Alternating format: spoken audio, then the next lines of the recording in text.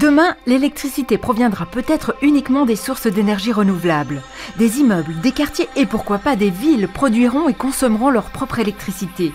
La technologie des smart grids, aux réseaux intelligents, est une des alternatives au gaspillage les plus prometteuses. Le professeur Mario Paolone de l'EPFL va nous expliquer comment fonctionneront les réseaux électriques de demain. Aujourd'hui, ces réseaux, ils sont complètement stupides, entre guillemets. Les activités de recherche qu'on fait dans ces bâtiments, par exemple, sont fortement associées à rendre intelligent ce type de réseau.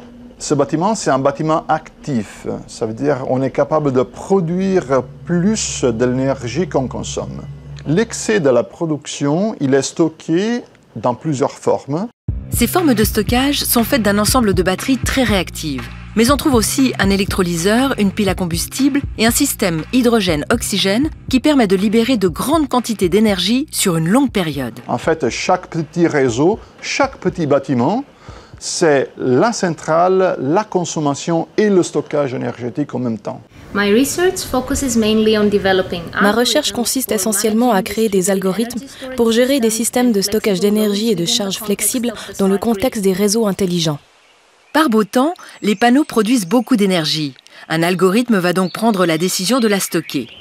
Si des nuages passent, l'algorithme demande cette fois au système de stockage de libérer la charge accumulée.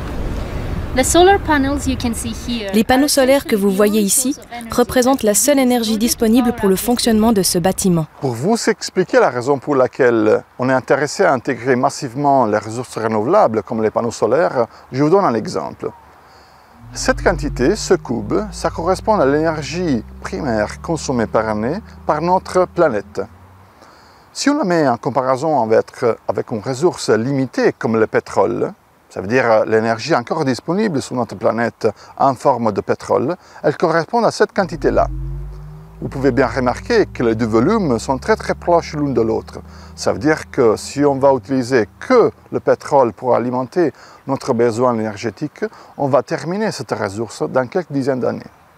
Par contre, si on compare cette quantité avec l'énergie mise à disposition par le soleil chaque année, elle correspond plus ou moins au volume du bâtiment sur lequel je me trouve. Ça veut dire le bâtiment intelligent qu'on a développé à l'EPFL.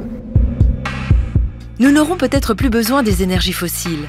Le solaire remplace avantageusement toutes les énergies que nous utilisons aujourd'hui. Mais pour cela, il nous faut changer notre manière de comprendre la distribution électrique. Nous devons réfléchir en réseau.